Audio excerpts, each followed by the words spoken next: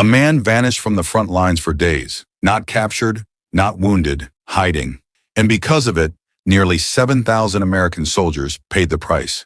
March 1943, Tunisia, North Africa. The ground at Kasserine Pass still bore the scars of the worst American military defeat of the entire war. General Dwight D. Eisenhower stood at the center of a command crisis no one had seen coming, and somewhere behind him, a general named George S. Patton was already boarding a plane. But here's the question that historians still argue over. What exactly did Eisenhower say when Patton finally walked through that door? Before a single conversation can be understood, the ground beneath it must be understood first. The Kasserine Pass is a 2-mile-wide gap cutting through Tunisia's western dorsal mountain range. It is not dramatic to look at. It is austere, rocky, and exposed. And in February 1943, it became the site where the United States Army learned at an enormous cost exactly how unprepared it was to fight a battle-hardened German force. The operation that became the Battle of Kasserine Pass began on February 14, 1943.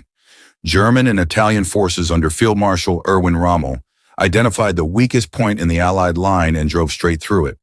Within days, American units had fallen back more than 50 miles. In just 10 days, U.S. forces lost 183 tanks and nearly 7,000 men. 300 killed, over 3,000 captured or missing. By any measure, it was a catastrophe.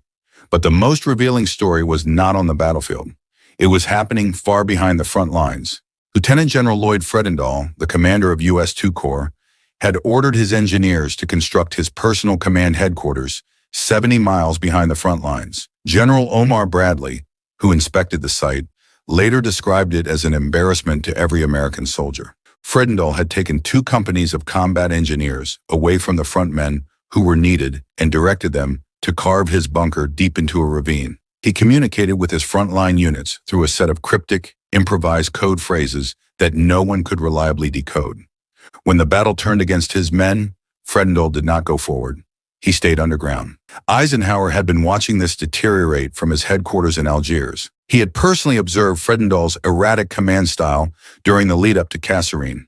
After the German breakthrough, Eisenhower wrote to U.S. Army Chief of Staff General George C. Marshall in Washington. His words were measured, careful, and deeply self-aware. He wrote that American soldiers were learning rapidly, and that while many lessons could have been learned at home, the troops coming through this campaign would be battle-wise and tactically efficient. He then added something more telling. The men were now mad and ready to fight. The words of a commander who had accepted blame and was already thinking about the correction, not the defeat. But Eisenhower did not act on instinct alone. He sent Brigadier General Omar Bradley, a man known for his calm, precise assessments, to tour the Second Corps and report back honestly. What Bradley found confirmed the worst. Eisenhower pulled Bradley aside at Tebessa shortly after the inspection was complete. "What do you think of the command here?" Eisenhower asked directly. Bradley did not soften his answer. "It's pretty bad. I've talked to all the division commanders. To a man, they've lost confidence in Fredendall as the Corps commander." It was the verdict Eisenhower needed to hear spoken aloud. The common historical narrative portrays Kasserine Pass as proof that the American soldier was simply not ready for war in early 1943. That is the misconception. The archival record tells a different story. Declassified after-action reports, Bradley's memoir, and Eisenhower's own correspondence to Marshall reveal that the failure at Kasserine was not principally a failure of the American soldier. The soldiers fought. They retreated when their flanks collapsed because their flanks were exposed by poor command decisions. The collapse at Kasserine was, at its core, a leadership failure, not a fighting failure.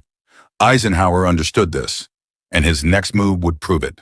British General Harold Alexander, the new commander of 18th Army Group overseeing all Allied ground forces in Tunisia, also made his position clear to Eisenhower. He wanted Fredendall removed. The British had watched the American performance with growing skepticism, and Alexander was not subtle about expressing it. Eisenhower first offered the Second Corps command to Major General Ernest Harmon, who had helped stabilize the line during the final days of Kasserine. Harmon refused. His reasoning was straightforward and principled. He had written a critical report about the state of Second Corps, and it would be improper, he said, to benefit from his own negative assessment by taking command on its basis. Eisenhower made his choice. On March 5, 1943, He personally flew to Tebessa to inform Fredendall that he was being relieved of command. Eisenhower handled the conversation carefully. He framed it as a standard reassignment rather than a dismissal, presenting it in a way that would protect Fredendall's professional reputation. Fredendall, who had been largely isolated from the reality of his corps's condition, was escorted out of the theater. He would return to the United States and spend the rest of the war in a training role. And by March 6, a very different kind of general was stepping into his place. George S. Patton arrived at Jebel Quif, the 2nd Corps headquarters in Algeria, on March 7, 1943. He was 2 stars when he boarded the plane. He carried his 3rd star with him, conferred by Eisenhower as part of the authority being placed in his hands. And before he even reviewed the battle maps, before he had studied the disposition of the battered units under his new command, Patton opened his diary that evening and wrote something that captured everything about how he approached the task ahead. Well, he wrote, "It is taking over rather a mess, but I will make a go of it." What Eisenhower said to Patton when he handed over command of 2nd Corps was not a dramatic speech.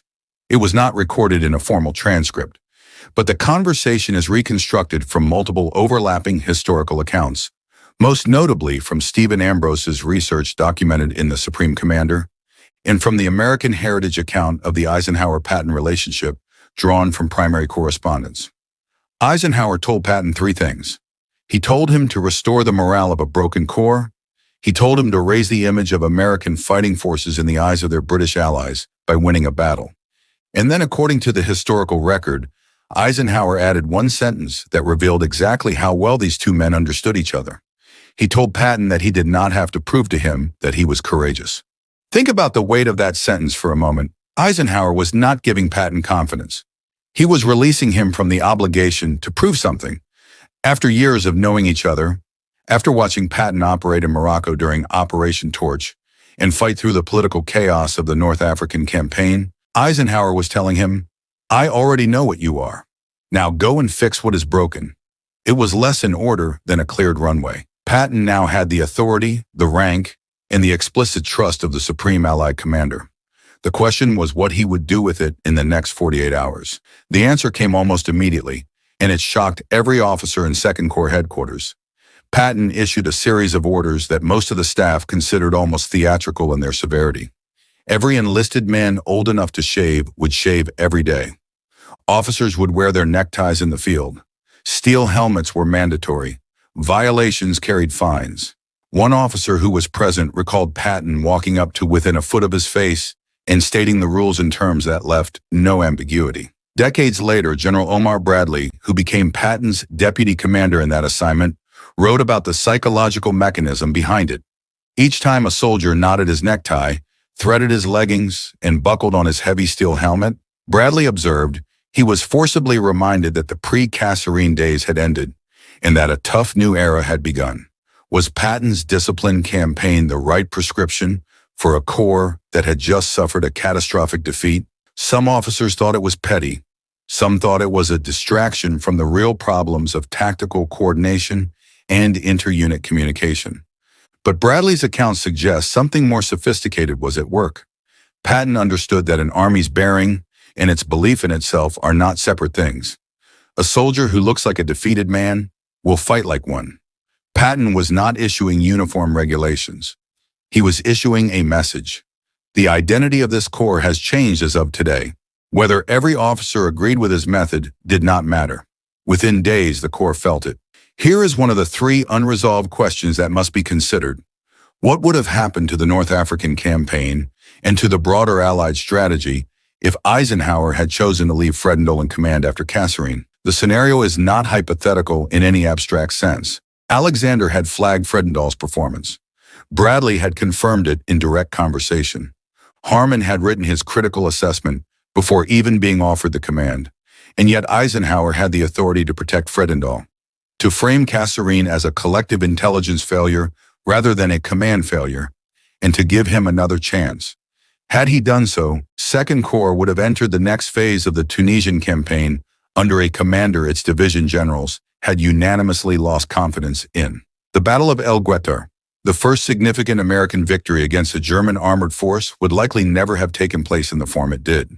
10 days after Patton took command, U.S. Second Corps launched offensive operations in southern Tunisia. The target was the town of Gafsa.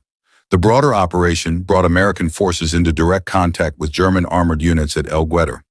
On March 23, 1943, less than 3 weeks after Patton's arrival, the 1st Infantry Division and the 1st Armored Division's 601st Tank Destroyer Battalion repelled a major German armored assault by the 10th Panzer Division. It was, by any rigorous military measure, the first time American ground forces had decisively held the line against a major German armored attack in the entire war. Eisenhower, watching from Algiers, wrote about the 1st Infantry Division specifically. The Hun will soon learn to dislike that outfit. The second unresolved question of this story is about what Eisenhower himself truly believed in those weeks between Kasserine and El Guettar. In his official report on the Tunisian operations, Eisenhower wrote language that historians have described as deliberately understated. He did not call Kasserine a crisis. He referred to the German offensive as having reached its flood tide without having breached the barriers. He described it as an ebb. These were the words of a commander managing a coalition, carefully shaping the narrative for British, French, and American audiences simultaneously. But his private correspondence with Marshall told a more lame. He described the lessons as learned. He did not make excuses. The gap between his public language and his private record is one of the most instructive things in his entire wartime documentation. Leo Barron, author of Patton's First Victory, a detailed study of the El Guettar operation, assessed Eisenhower's decision to relieve Fredendall with a specific historical judgment. Eisenhower's replacement of Fredendall with Patton, Barron concluded, shows that Eisenhower was a decisive leader who could make the tough decisions. That sentence deserves to be examined carefully. Barron was not saying Eisenhower was brilliant. He was saying Eisenhower was decisive at the right moment. Those are two different qualities, and in command, the second one often matters more than the first. Now consider the third unresolved question, the one that connects everything that happened at Kasserine to the larger war. Patton had been assigned to Second Corps as a temporary measure. Eisenhower intended to move him to command the 7th Army for the coming invasion of Sicily.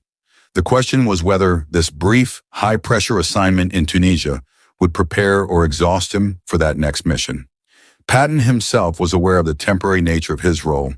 He knew Bradley would replace him when the Tunisian campaign reached its conclusion. This created a dynamic between the two men that was professionally tense and personally complex. Bradley, who admired Patton's tactical instincts, was also watching him with the measured eye of a man who would soon be expected to work alongside him at the same command level. By May 13, 1943, the Axis forces in North Africa had surrendered. Nearly 250,000 German and Italian troops went into captivity in Tunisia. It was one of the largest surrenders in the entire war. And the Americans who had been routed at Kasserine Pass in February were among the forces that helped seal that outcome in May. 3 months.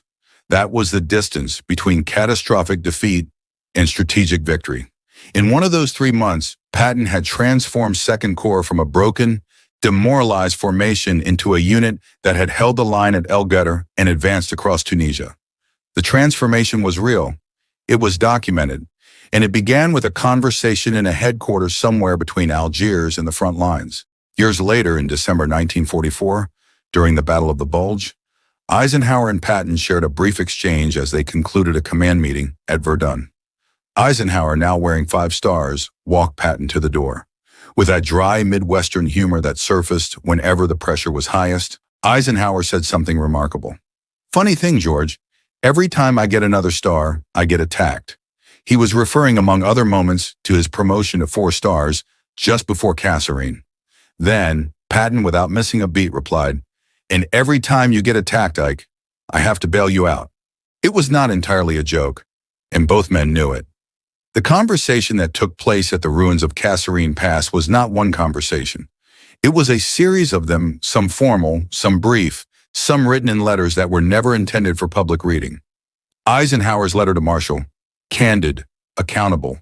Bradley's assessment at Tebessa, blunt, confirmed. Eisenhower's direct instruction to Patton, precise, personal, trust-laden. Patton's entry in his diary, quiet, determined. Bradley's observation about the neckties, historically acute. Each of these exchanges was a tile in a mosaic that, taken together, tells a story not about a defeat, but about what a military institution does when it confronts the distance between what it believed it was and what the evidence showed it to be. Eisenhower would later write in his official assessment of the Tunisian campaign that for the specific task Patton had been given, he had no superior in the army. He added that Patton's buoyant leadership and strict insistence upon discipline rapidly rejuvenated the Second Corps and brought it up to fighting pitch. These are calibrated words from a general who did not give praise lightly. They are also the words of a man who believed, from the moment he picked up the phone to call Patton, that this was the right decision. The record vindicates him. One historian quoted a soldier present during the Kasserine period with a remark that has never been officially sourced, but has been cited consistently across accounts of the era. Asked about the command structure under Fredendall, the unnamed soldier said, "Never were so few commanded by so many from so far away." It was a soldier's assessment of a general who had placed himself 70 miles behind the front lines and issued cryptic orders through coded language that confused the men who most needed clarity. History has been more charitable to Fredendall than that soldier was, but it has not been more accurate. The resolution to the three questions left open at the beginning of this account is now visible. What would have happened had Eisenhower not removed Fredendall? The American contribution to the final Tunisian victory would have been far more limited, and Allied confidence in U.S. forces would have taken months longer to recover if it recovered at all before Sicily. What did Eisenhower truly believe in those weeks? He believed the fault was structural and correctable, not fundamental. And what did the Kasserine assignment do to Patton? It confirmed him. It showed him and showed Bradley and showed Eisenhower exactly how he operated under the maximum possible pressure. 3 months after the United States Army's worst day in North Africa, that same army sealed the fate of 250,000 Axis troops on a peninsula in Tunisia. The story of Kasserine Pass does not end at the pass. It ends in the dust of a victory that Kasserine made possible. The transformation of Second Corps under Patton took less than 3 weeks before they fought at Guettar. Looking at what you know about military history, do you think the disciplined first approach Patton used is a universal principle of command? Or was it specific to what Second Corps needed at that exact moment? Share your view in the comments below, and don't forget to subscribe and hit the notification bell.